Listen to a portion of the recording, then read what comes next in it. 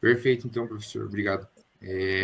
Então, meu nome é Lucas, o meu orientador, ele é o professor o César Augusto Medeiros Dias, né, o professor César.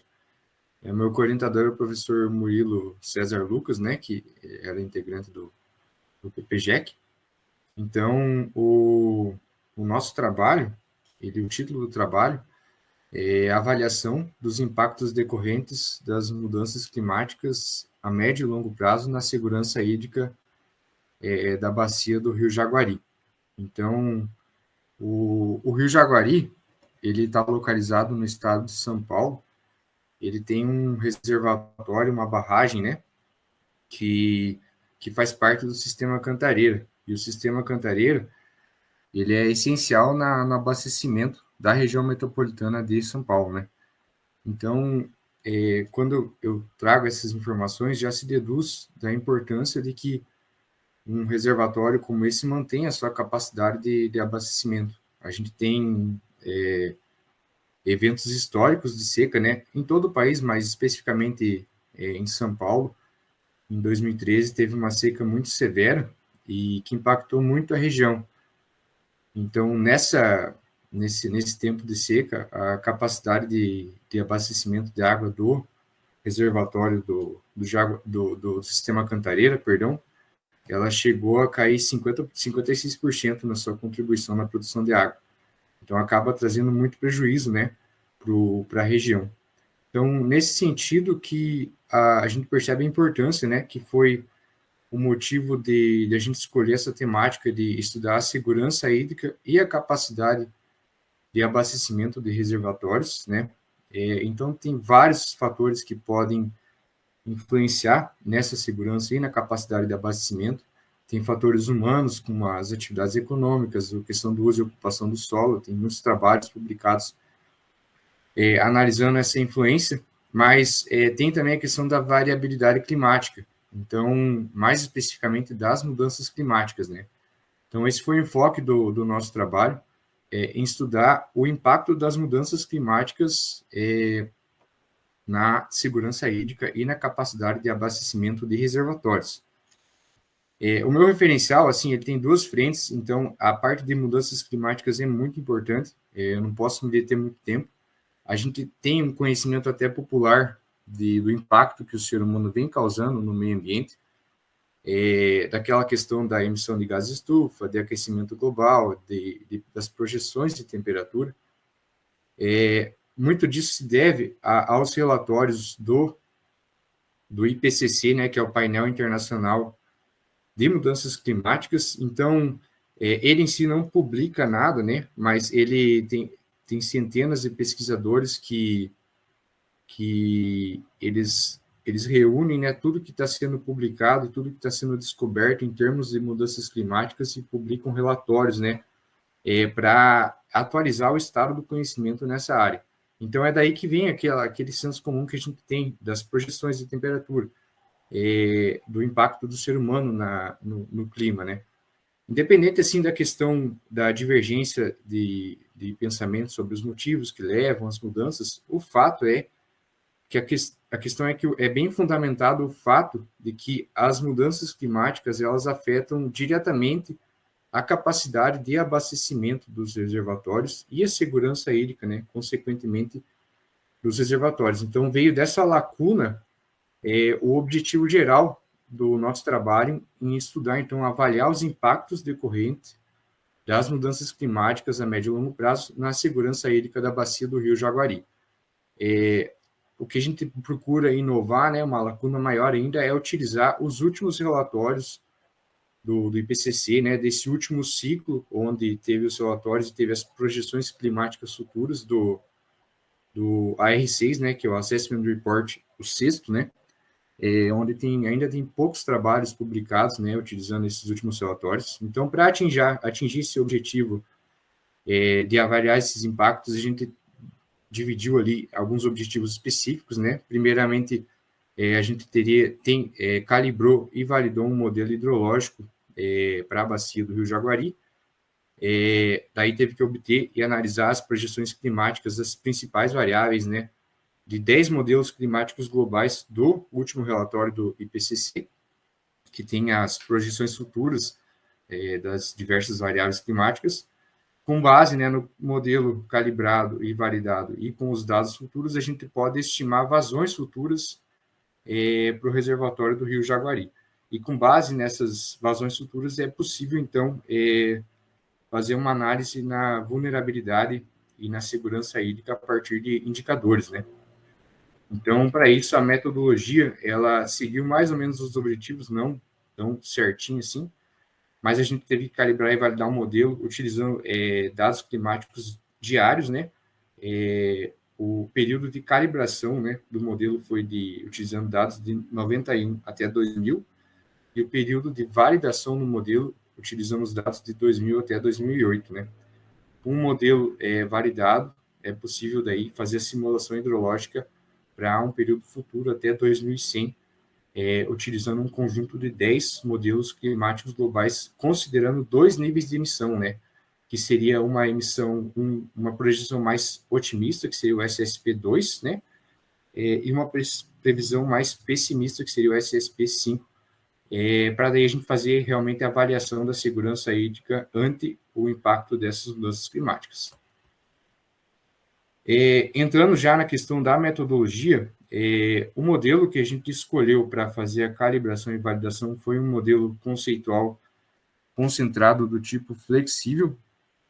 É interessante, sim, a outra frente do meu referencial é a questão de modelagem hidrológica, então tem vários tipos de modelos adequados para diversas finalidades, mas esse tipo de modelo, de modelo conceitual, ele é bem utilizado na literatura para fazer esse tipo de análise de capacidade de abastecimento de reservatórios. Então, o modelo que a gente utilizou é do tipo que está sendo mostrado aqui na apresentação.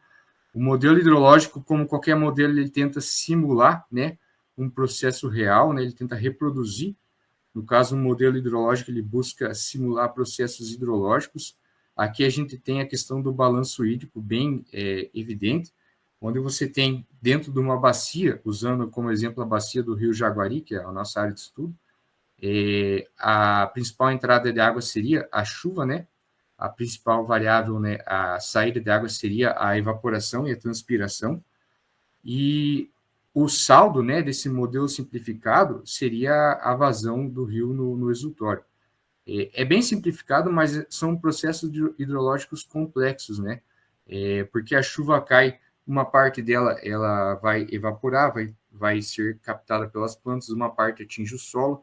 Nesse caso aqui, nesse modelo, o solo ele está sendo representado aqui pelo reservatório de zona não saturada, onde ele, à medida que a chuva atinge o solo, ela vai encher nesse reservatório, né?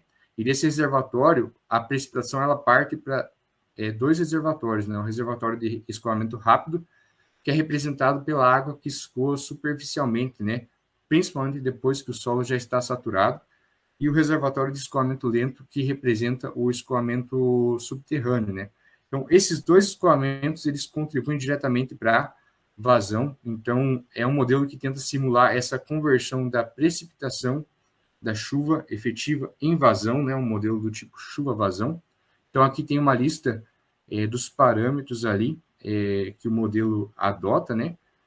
Na hora de calibrar, a gente tem que achar o conjunto ótimo desses parâmetros, mediante várias interações, né, com o algoritmo, para conseguir simular realmente o processo hidrológico ali da bacia do Rio Jaguari. Só para os dados de entrada, no caso, para esse modelo, um modelo conceitual, ao contrário de modelos físicos, por exemplo, ele precisa de dados de entrada para calibração e para validação. Então, temos dados pluviométricos de chuva de 5 estações que estão marcadas ali em bolinhas vermelhas ali na bacia do Rio Jaguari. Tem os dados pluviométricos de vazão, que é marcado pela bolinha amarela, que é a vazão ali bem próximo ao exutório, né, da rede de drenagem. E daí os dados climáticos são obtidos de estações meteorológicas, né, onde é possível, com esses dados, calcular a evapotranspiração. E daí, já partindo para a questão dos resultados que a gente obteve até agora, eu tenho que meio que me agilizar, porque tem bastante coisa para apresentar em um curto período aqui.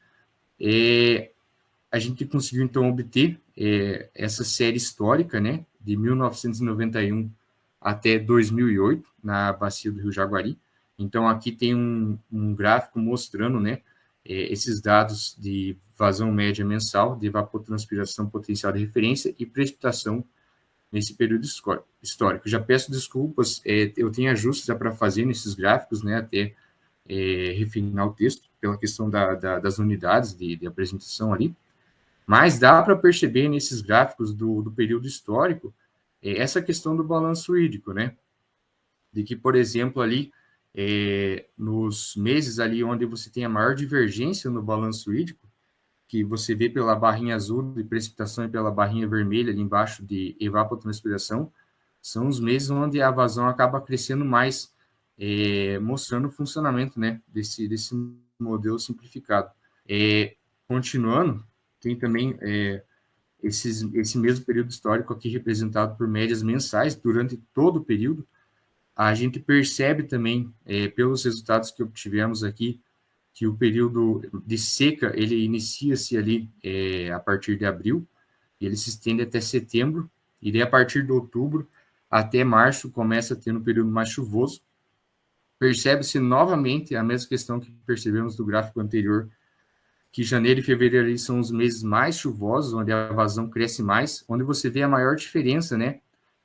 Os meses onde precipita mais e tem menores valores de evapotranspiração, então, consequentemente, a vazão do rio acaba aumentando, né? Você percebe essa dinâmica.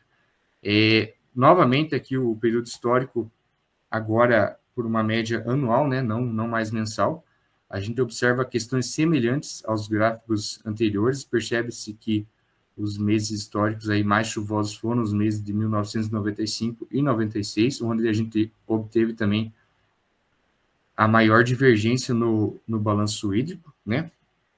E continuando, com esses dados históricos, né, foi possível fazer a calibração do modelo. A calibração do modelo ela é feita em um algoritmo em Python mesmo, onde a gente tem que entrar com os dados de precipitação, evapotranspiração e vazão observadas, para ele fazer um número, no caso, esse aí eu creio que foram 70 mil iterações até ele chegar num conjunto ótimo de parâmetros que trouxe esse desempenho. Então, a gente vê nesse gráfico aqui que a vazão observada está nas bolinhas azul. Desculpa novamente pela apresentação, a gente precisa refinar, melhorar a apresentação dos gráficos, mas aí está nas bolinhas azuis a vazão observada, né, durante todo o período histórico, e nas bolinhas laranjas tem a vazão simulada pelo modelo. Então, percebe-se que depois da implementação e da calibração, ele conseguiu simular bem o comportamento da bacia, né, que é o que a gente precisa na calibração. Isso reflete-se nas métricas de desempenho. A métrica mais importante que tem ali no cabeçalho do gráfico ali é o KGE, os coeficientes de Kinshasa, que está 0,85, é uma métrica muito boa, que mostra que ele mostra uma forte relação entre a vazão simulada e observada. Né? A gente percebe que existem alguns momentos que o modelo não consegue desempenhar tão bem, principalmente nos máximos e mínimos ali. Tem também o período ali inicial de aquecimento do modelo, que até ele se adequar, né, aos dados observados ali, que tem uma divergência. Mas, no geral, foi um desempenho muito bom que a gente conseguiu obter do modelo no procedimento de calibração, né? E partindo da calibração, a gente vai para a fase de validação, que também já foi realizada. A fase de validação tem que ser um período diferente de calibração para realmente avaliar o modelo com os parâmetros ótimos já obtidos na calibração. Então, na fase de validação, a gente também conseguiu um resultado aí satisfatório, né? E a gente percebe que o modelo continuou tendo um bom desempenho, não tão bom quanto a calibração, ele cai o desempenho, como até é de se esperar. O KGL teve ali de 0,81 nesse caso, e continuou tendo aquela dificuldade, alguns pontos de máximo, de mínimo. Interessante, assim, o PBIAS, em ambos os casos de validação e da calibração, ele foi positivo, então indica que o modelo, no geral, está superestimando as vazões, mesmo que nos picos a vazão observada ela acaba atingindo patamares muito maiores ali, né? O MSE ali desse 0,60, ele é relativamente baixo, que mostra o erro médio quadrático, né? Então, a gente conseguiu, então, obter com sucesso, né, a calibração e validação do modelo, e daí, com a calibração e validação, é possível a gente fazer a simulação hidrológica futura. Para isso, a gente precisou obter os dados futuros do IPCC. Eu estou mostrando aqui essa tabela, não quero mostrar um resultado, porque ela realmente não deve estar legível, porque eu ainda não tenho esses resultados tabelados, mas é só para mostrar o processo que eu já tive que trabalhar em cima disso. Então, aqui tem uma tabela, essa é uma tabela onde eu tenho os dados futuros de um dos modelos climáticos globais para um nível de emissão, né? O nível de emissão mais otimista. Então, ali você tem várias colunas, a coluna da data, que varia de 2015 até 2099, em dados diários, né? Tem a latitude e longitude, e ele tem várias variáveis climáticas, né? De precipitação, umidade relativa, velocidade do vento, temperaturas, a evapotranspiração, e na última coluna já tem a vazão simulada pelo modelo que a gente já calibrou e já validou. Então, esses dados eu já tenho, já foi feita a simulação futura, né? Demora para chegar até aqui, porque para você extrair os dados do IPCC precisa extrair utilizando um algoritmo em Python, precisa, para cada variável você tem que fazer essa extração, pegar a média dos pixels, né? Então, acaba sendo bem trabalhoso chegar até aqui, e agora, a partir daqui, eu ainda tenho que colocar em gráficos, em tabelas, e conseguir discutir realmente esses resultados e ver ainda em futuras conversas com o orientador como que a gente vai trabalhar com esses dados de vazão simulada futura para poder fazer a parte final do trabalho, que seria a análise realmente da vulnerabilidade hídrica da bacia. Perdão, eu acabei saindo. Deixa eu voltar. Mas deixa eu chegar ali. Esse aqui é mais ou menos onde eu parei. Então, aqui eu tenho um cronograma do que foi feito e do que falta fazer. Então, em verde ali está todo o período do que já foi realizado. Percebe-se que uma boa parte ali foi realizado, mas ainda tem uma série de coisas para a gente realizar, que está em cinza ali, que seria a análise dessas simulações futuras e o estudo da vulnerabilidade hídrica. Então, precisa realmente organizar esses dados, discutir os resultados e também começar a colocar isso aí e elaborar a dissertação, a previsão para a defesa da dissertação no início do ano que vem. Também, com relação aos créditos, já teria 24 créditos em disciplinas, tem um crédito de estágio de docência, tem a minha data de qualificação prevista para 10 de novembro, o próximo mês, acabei atrasando, né, teve um atraso na minha qualificação, e a data prevista para a defesa seria no início do ano que vem. Seria mais ou menos isso. Professores, César, banca. Obrigado, Lucas, pela apresentação. Uhum. Eu acho que os professores da banca estão cientes, né, do atraso aí que aconteceu na sua qualificação. Eu acho que você precisa deixar bastante claro, Lucas, a questão do crédito, né, do seminário, como é que você vai fazer para recuperar isso, porque a recuperação do crédito do seminário do ano passado é fundamental para que você possa defender. Sim. Uhum. O trabalho está caminhando, você já tem vários resultados aí, os resultados são interessantes com relação à simulação hidrológica, embora possa parecer estranho, né, que o modelo não capta os máximos de vazão, isso é extremamente comum, dificilmente os modelos conseguem captar os valores máximos e mínimos das séries de vazão, ou mesmo se for precipitação, né? Então é comum que isso aconteça. Mas, enfim, né, os resultados estão bastante promissores, eu diria, né, Lucas? Faltando aí realmente fazer alguns ajustes, uma boa discussão dos resultados, né, para que se consiga efetivamente chegar ao resultado final da dissertação, que é a disponibilidade hídrica, né, saber qual que vai ser realmente o impacto desses cenários de mudança climática. Mas realmente, assim, o que nos preocupa efetivamente, não só a mim, mas ao professor Murilo também, é a questão do crédito no seminário, né? Bom, eu vou ceder a palavra para os membros da banca. Ney, Danilo, quem quer começar? Pode ser eu. Vou sortear. Pode ser, Ney. Vai lá. Fica à vontade. Então, boa tarde a todos aí. César, parabéns pelo trabalho, Lucas. Eu só, na verdade, eu fiquei, assim, intrigado com a questão.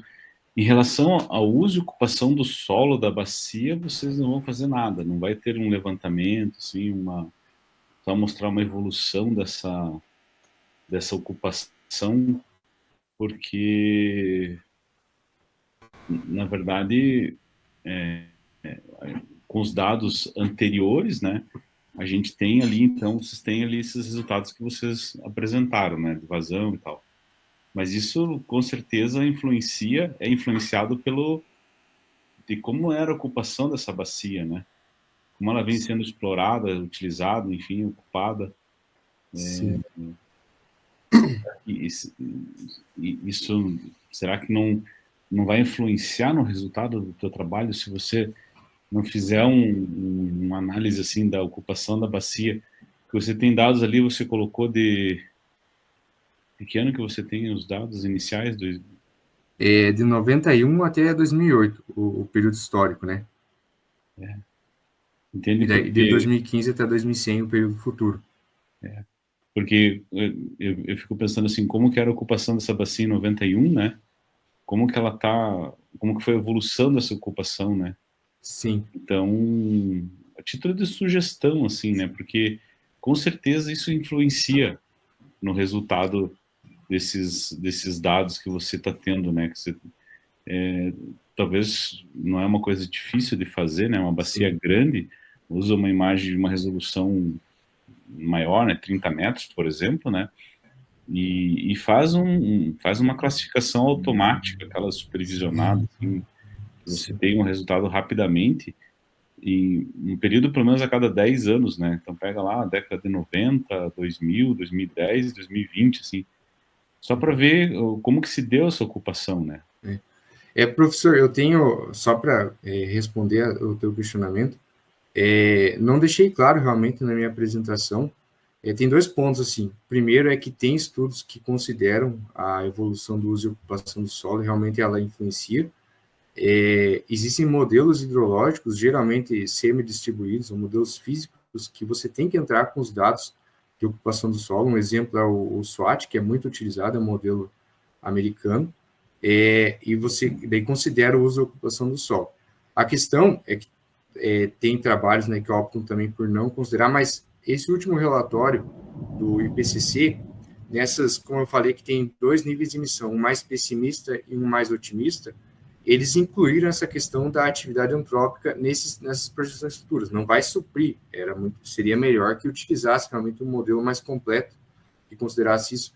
Mas esses níveis de emissão futuros, eles consideram cenários não só de emissão de gases de estufa, né, que vai afetar nas variáveis climáticas, mas tem uma outra matriz que considera como que o ser humano vai se comportar no uso e ocupação dessas bacias, não só nisso, mas também na questão de conscientização, né? Então, esse SSP5, que é o cenário mais pessimista, ele considera um cenário onde a emissão de gás estufa e a questão da conscientização da humanidade não aconteceu e piorou, e também considera um cenário onde não houve conscientização no uso e ocupação do solo, na implementação de políticas públicas mais sustentáveis, né? Então, eles adicionaram essa questão humana mesmo dentro desses cenários, que antes não tinha, né? Nos trabalhos anteriores, nos relatórios anteriores, era só questão de emissão de gás de estufa e temperatura. Agora tem essa variável que novamente, não vai ser a mesma qualidade, talvez, que colocar um modelo que eu possa incluir essa informação. É mais trabalhoso de implementar esse modelo com essa informação de uso solo, mas ainda assim tem dentro do meu trabalho existe essa consideração da atividade humana, só para me expressar melhor, professor. Ah, tá. Então tá resolvido. Porque eu fiquei nessa dúvida, né? Falei, pô, mas Sim, aham. tá tudo interligado, né? E uma outra questão que eu, que eu percebi, assim, é essa questão mesmo da finalização, né? Você, você acha que consegue tudo isso até março do ano que vem? Essa finalização? É, eu estou bem otimista, professor, porque às vezes eu comentava isso com o professor Murilo, ele sempre falava, mas a parte ali na frente demora mais do que você acha, né? Então, assim, não tem como saber, mas eu creio que o trabalho que me demanda mais tempo foi o que eu tive que fazer até agora, que é a questão que eu realmente precisei me desdobrar bastante para obter os dados futuros, aprender a lidar com o modelo, implementar eles em Python, implementar a calibração, validação, extrair esses dados, fazer a simulação, tudo isso aí para 10 modelos climáticos, cada modelo tem 2 cenários, então me tomou bastante tempo. Eu imaginava já estar trabalhando os resultados, né? Eu creio que vai dar tempo, mas sim, tenho que atentar essa questão e vou ter que me desdobrar ainda mais se for necessário. Maravilha. Então, eu já passo a passar a palavra para o professor Danilo, então, por questão de tempo. Estou à vontade, Danilo. Bom, parabéns, Lucas, pela apresentação, também ao professor César, ao Murilo, que não está mais aqui conosco, mas o trabalho é bem interessante mesmo, parece um tema muito importante, né? E eu tinha essa mesma dúvida do Ney, até porque tem um outro trabalho correlato aí, que a gente vai participar, não sei quem aqui exatamente vai participar de um orientando do Claudinei, e ele estava trabalhando com essa questão claro, não são os mesmos temas exatamente, né? Mas com uso e ocupação do solo, e você já explicou, né? Então, acho que acho que eu e o Ney percebendo isso, ou pensando nisso, talvez coubesse pelo menos uma explicação sobre isso no trabalho, para não gerar dúvidas no leitor, né? E outra coisa, eu dei uma olhadinha no seu resumo, né? Você comenta assim, você trabalha o gap ali no resumo, na estrutura do resumo, citando que há uma carência de estudos que explorem de maneira abrangente o impacto das mudanças climáticas nesse contexto. E eu fiquei pensando, mas será possível, né, que há uma carência de estudos que abranjam o impacto das mudanças climáticas nesse contexto, né? E aí, não sei, talvez você explicar melhor que contexto especificamente, né? Talvez trabalhar melhor esse gap, que você fez ele ali em algumas linhas, mas talvez fosse melhor deixar claro qual lacuna você está preenchendo. Talvez justamente de você fazer análise para regiões, locais específicos, né? Devido às características próprias daquela região, daquele local, né? Não sei se é esse mesmo gap, né? Não, é isso mesmo, professor. Na verdade, eu nem tenho como contra-argumentar, porque na correção dos meus trabalhos até agora, o professor Murilo, na época, me cobrou bastante disso, que eu estou deixando meio confusa a questão da lacuna, deixar clara a questão do estudo regional e também a questão dos últimos relatórios. Vou me atentar melhor a essa questão. Uhum. Não, mas tranquilo, acho que ainda tem a qualificação, tudo, mas já para pensar em alguma coisa. E daí, aí já pensando no resumo, talvez para o texto, você já deve até ter enviado o texto da qualificação, né, numa hora dessa, mas, por exemplo, os períodos, né, que você coloca aqui o resultado para ambos os períodos, eu fiquei pensando que períodos que eram, né, não foi especificado os períodos de projeção, mas isso é detalhe. Uma coisa que me chamou a atenção foi a questão dos gráficos mesmo, né? O César até comentou aí que os modelos realmente não conseguem pegar os picos e os valores mínimos, né? Acho que talvez citar isso ali no trabalho, né? Provavelmente você deve ter mencionado algo a respeito, mas porque como a gente fala de projeções e do que pior pode acontecer, né? Como isso impacta na projeção que vocês estão fazendo, ou seja, o fato dele não captar muito bem os picos, né, de vazão e os valores mínimos que são justamente talvez os problemáticos, né, os efeitos. E aí eu fiquei pensando, será que não tem um jeito, né, de fazer o modelo chegar ali a alcançar esses picos? talvez com esses novos algoritmos, né, que são utilizados de aprendizagem de máquina, uma coisa, dando um peso maior, talvez, para a parte da amostra que se refere aos picos, né, sem enviesar também, porque não sei se isso acaba enviesando, como fazer essa análise estatística, né? Isso para trabalhos futuros, né, Lucas? Eu imagino, porque para o seu tá feito, né? E até para você discutir isso, né? Talvez para trabalhos futuros, né? Eu entendo que seja algo interessante, né?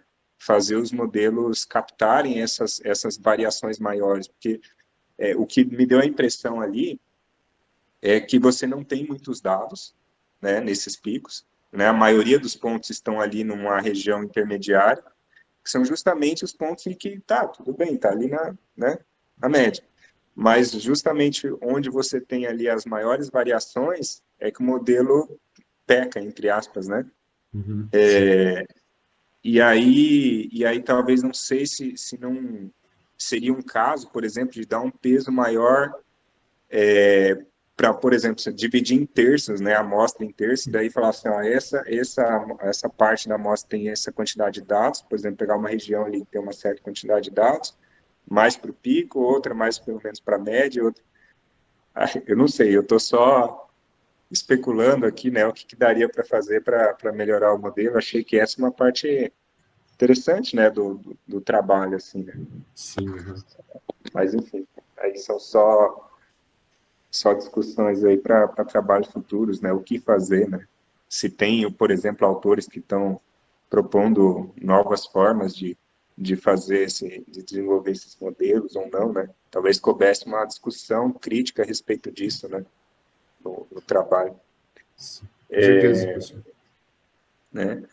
Mas, ou então, o que daria para fazer, não gerar outro modelo, mas é claro que você já está trabalhando com estimativas assim, o cenário mais crítico, outro cenário que né, em que a população mundial, né, crie consciência e tal, mas talvez nos modelos ali, pensando nesses modelos, um erro de estimativa tantos por cento para cima, tantos por cento para baixo, levando em consideração essa variação. Porque o que eu queria dizer é o seguinte, se você olhar, eu olhando o gráfico, o que me chamou a atenção, se você puder voltar ali no slide, Uhum. nos slides ali do modelo, quer ver, mais para frente, mais para frente. Isso, ó. E aí, por exemplo, veja que são poucos dados, né? Na verdade, até que ele alcança bem alguns picos, né? Mas, por exemplo, ali tem um momento que ele chega a 12 milímetros por dia, em algum momento ali, né? Sim, uhum. Então, a diferença, por exemplo, o modelo, ele topa em 8 ele para em 8, né? Isso, uhum. E você tem alguns dados ali que chegam até 12, né? Sim. Então, a quantidade de dados não é muito grande, mas a diferença em termos de milímetros por dia né? Uhum. E talvez são nessas ocasiões aí em que a gente tenha um probleminha, né? Exatamente. Ali, por exemplo, tem mais para frente, tem um que chega a quase 12 também, e o modelo para em menos de 8, né? Para em 7 e pouco. Uhum. Então, se você pegar a média geral dos dados, fica muito parecido mesmo, provavelmente Fica, o índice. é Mas quando 1,81 a simulada e 1,80 a observada, mas realmente tem esse problema do... Sim, mas assim, eu imagino que seja algo comum também, entendeu? Uma estimativa, tem várias coisas que são estimadas na predição. E o trabalho é ótimo, só estou fazendo essa discussão aí mesmo para talvez trabalhos futuros. Então, parabéns, Lucas, aí pelo trabalho e também ao César e ao Murilo pela orientação. Tá bom? Boa sorte aí na continuidade. Obrigado, senhor. Bom, agradeço Danilo e o professor Ney pelas considerações. A gente precisa correr lá para outra sala, né? Mas só gostaria de comentar rapidamente, 2 minutinhos, esses modelos mais clássicos, sejam eles modelos físicos ou mais estatísticos, eles costumam realmente pecar nisso, Danilo, em não conseguir prever os extremos, né? Seja o extremo máximo, seja o extremo mínimo. Isso daí é bastante comum, né? E são resultados que já são reportados há muito tempo na literatura, né? Os modelos realmente, esses eventos aí críticos não conseguem reproduzir. É claro que eu concordo com você, né? Os métodos mais recentes, né, que vêm ganhando peso aí, que não são modelos físicos estatísticos, né, que usam aprendizado de máquina, por exemplo, eles têm conseguido reproduzir melhor esses fenômenos, embora sem explicação, né, no caso, porque não é um modelo físico, né. Mas, enfim, mas aí eu acho que é outro assunto, né. Eu acho que pro trabalho do Lucas em si, acho que trabalhar com um método clássico, um modelo clássico desse é suficiente, né? Embora eu concordo que a gente possa melhorar isso futuramente utilizando alguma coisa mais que consiga captar esses extremos aí, né? Sim. Uhum. Tá bom? Obrigado, Danilo. Obrigado, Ney. Vamos correr lá para a próxima.